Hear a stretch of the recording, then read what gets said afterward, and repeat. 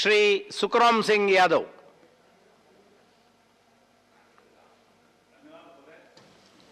सबसे पहले मैं धन्यवाद दूंगा माननीय फाइनेंस मिनिस्टर जी को, जिन्होंने इस देश के बजट को पेश किया और एक महिला के रूप में पेश किया। इसके लिए बधाई के पात्र हैं। जहाँ तक मेरी जानकारी है कि जब एक महिला बजट पेश करती है तो उसकी तरक्की घर में भी होती है और घर से बाहर भी होती है। मुझे ये भी मालूम है कि इस देश की महिला वित्त मंत्री आगे देश की प्रधानमंत्री बनी, ऐसी जानकारी मेरे पास भी है। मेरी शुभकामनाएं उनके लिए। महोदय, बजट जो पेश किया गया है उसके बारे में मुझे कहना है कि इसमें हमारी फाइनेंस मिनिस्टर जी ने किसानों के बारे में दो चर्चा की है। ये सही है कि जैविक खेती को बढ़ावा देंगी, ये अच्छी बात है। और उसी के साथ साथ उन्होंने कहा जो ड्रोन से जो खेती होगी उसमें भी इसका लाभ किसान को मिलेगा। लेकिन हमारा देश कृषि प्रधान देश रहा है और इसमें शिक्षा का अभाव रहा है। आज गांव के लोग ड्रोन से खेती करने में कैसे करेंगे, कैसे देखेंगे, उनको क्या उसको लाभ मिलेगा, शिक्षा का अभाव है। इस कारण उनको कैसे जानकारी होगी। मैं समझता हूं कि ये विषय मेरी सोच से परे है कि कैसे इसका लाभ उन्हें मिलेगा। जहां तक माननीय मंत्री जी ने किसानों को सुविधाएं भी बढ़ाई हैं, उसके लिए मैं धन्यवाद दूंगा। लेकिन तकलीफ बात ये होती है कि इस देश में एक बड़ा किसान आंदोलन चला और किसान आंदोलन के बारे में कोई चर्चा नहीं की गई।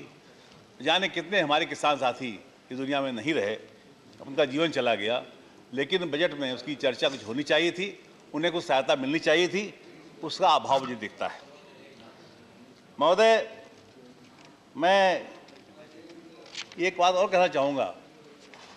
इनकम टैक्स के बारे में बड़ी चर्चा थी कि इसमें कुछ इनकम टैक्स सीमा बढ़ाई जाएगी और लोगों के मन में विश्वास था हर बार इनकम टैक्स सीमा बढ़ती, इस बार भी बढ़ेगी।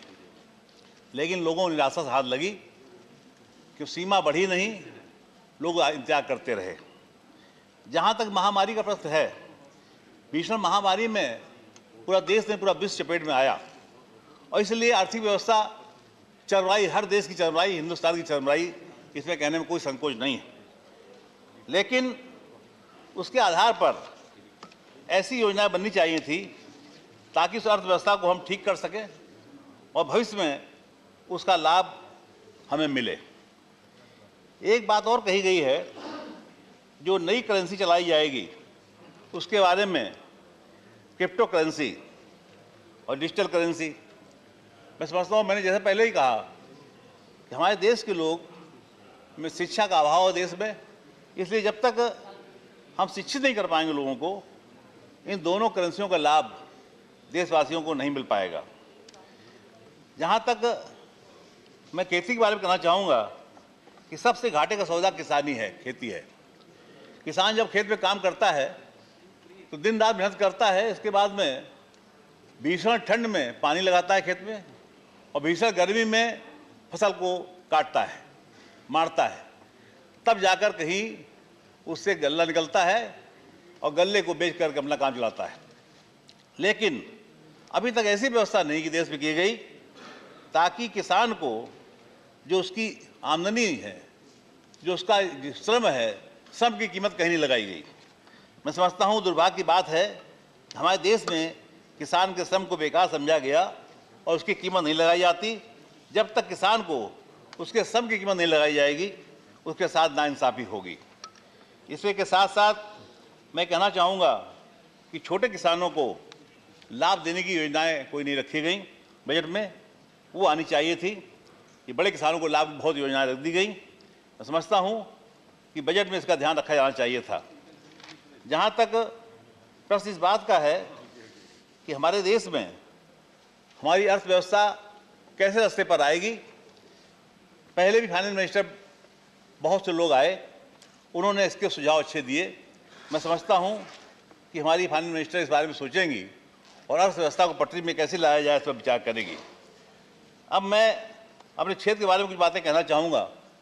मैं कानपुर से आता हूँ, उत्तर प्रदेश में कानपुर है, और कानपुर में मैं समझता हूँ औद्योगिक क्षेत्र है कानपुर, लेकिन अब धीरे धीरे मैं समझ रहा हूँ कि उद्योग धंधे बंद होते चले जा रहे हैं, कुछ कोरोना के कारण और कुछ महंगाई के कारण। जो हमारा कानपुर चमड़े के और कपड़े के उद्योग में प्रमुख माना जाता था, आज कपड़े वाला काम पूरा बंद हो चुका है। चमड़े वाली चर्चा अभी है कानपुर की, लेकिन उसमें भी जो बढ़ावा होना चाहिए था वो बढ़ावा नहीं दिया गया, इस कारण वो भी कार्य पिछड़ रहा है।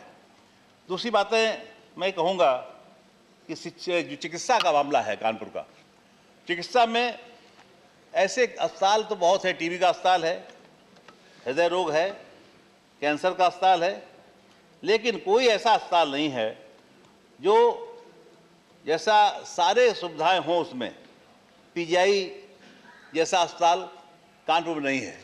जबकि कानपुर आबादी के लिहाज से प्रदेश का बड़ा शहर है और मजदूर कानपुर में बहुत रहते हैं। उन सब के हिसाब से कानपुर में पीजीआई एमईआर जैसा कोई अस्पताल सुपर स्पेशलिटी का बनाया जाए ताकि कानपुर के लोगों को उसका लाभ मिल सके। ये बात मैं आपसे कहना चाहूँगा बजट के माध्यम से। और इसी के साथ साथ जो कानपुर देहात है, जो कानपुर नगर का ही अंग है, अब कानपुर देहात हो गया। कानपुर देहात में मैंने देखा कि मेरे सामने ही कानपुर देहात बनाया गया, लेकिन आज 32 साल हो गए कानपुर देहात बने हुए, ना नाम तय हो पाया उसका। नाम कई बार बना फिर बदला गया, आज उसका कानपुर देहात के नाम से लोग जानते हैं। और उसमें सबसे दिक्कत इस बात की है कि कानपुर देहात में उसका मुख्यालय नहीं था। माननीय मुलायम सिंह जी जब मुख्यमंत्री थे, उन्होंने आज से 32 साल पहले मुख्यालय बनाया माती में, लेकिन मुख्यालय तो बन गया, लेकिन जो सुविधाएं वहाँ होनी चाहिए एक जिले की, वो सुविधाएं आज भी वहाँ प्राप्त नहीं है। मैं समझता हूँ वहाँ पर सबसे बड़ी सुविधा रेलवे स्टेशन की नहीं है। रेलवे स्टेशन के नाम पर लालपुर है रेलवे स्टेशन, पुखराया है और रूरा है, लेकिन आज भी कोई भी ऐसा तीनों स्टेशनों में ऐसा स्टेशन नहीं है जिसको कानपुर देहात के मुख्यालय का रेलवे स्टेशन माना जाए।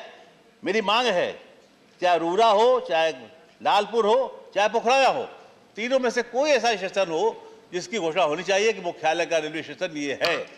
ये पहली बात मेरी है।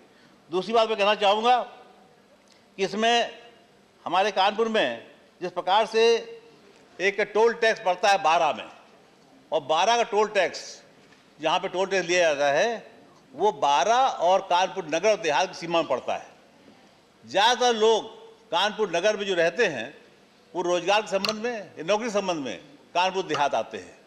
उनको आने जाने में जो समय लगता है, उसी रास्ते में जो टोल टैक्स पड़ता है उससे प्रतिदिन उन्हें 150 रुपया देना पड़ता है। जब कानपुर नगर और कानपुर देहात दोनों की सीमाएं जुड़ी हुई है और उसी जिले से जोड़ तोड़कर कानपुर देहात बनाया गया है, इसके बावजूद भी उन्हें पैसा देना पड़ता है। इससे ग्रामीणों में बहुत रोष है।